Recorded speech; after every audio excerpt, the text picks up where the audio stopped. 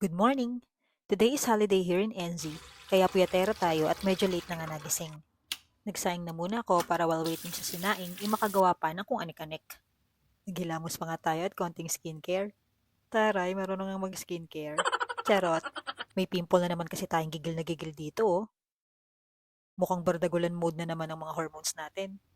At dahil wala ngang pasok, magliligpit lang tayo for today's video.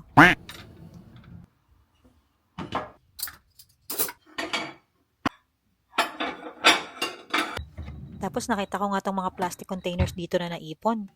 Ayoko actually ng mga nakakakain ng space tapos hindi naman nagagamit. So nagsegregate ako tapos sinanapan ko ng mga kapares yung mga containers. Tapos yung mga wala, tsugi na. Bumiling nga pala ako ng ulam sa night market para hindi na ako magluto today. Kaya ayan, init-init lang at nakakain na kami. Tapos syempre, konting chismisan habang kumakain. Possible shoes moving forward. So for me, this cushioning setup gets an absolute 10 out of 10. At ito nga si Honey Punch, may na-target lock na naman na sapatos oh. Aba, teka. Wala kaming planagala, kaya iyan, nagkaraoke na lang kami sa bahay.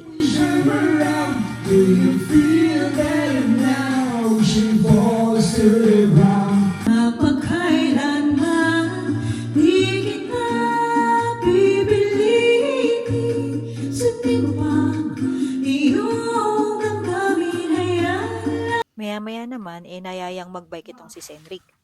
Kaya ako, nag-prepare naman para mag-jog. Nag-reapply nga ako ng sunscreen kasi kailangan talaga yan dito pag lalabas ka.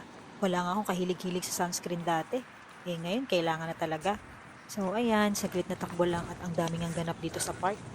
Ang daming naglalaro na students at mayroon pang mga nag-golf. Tapos ayan, pauwi na ako. Sa mga kaibigan kong single dyan sa Pilipinas, pamay na lang po. Pamay. Code 1 black, 1 white, 1 gray. Tapos, naimbitahan pa nga kami ng kaibigan namin for dinner and game night. Di na namin na video at masyado na rin nalibang sa kwentuhan at games. Doon siya tatawid sa tamang tawiran. Ang cute. Pinindot pa niya yung ano. Oh, tumayo ulit siya. Na-press siguro ulit. Ang cute!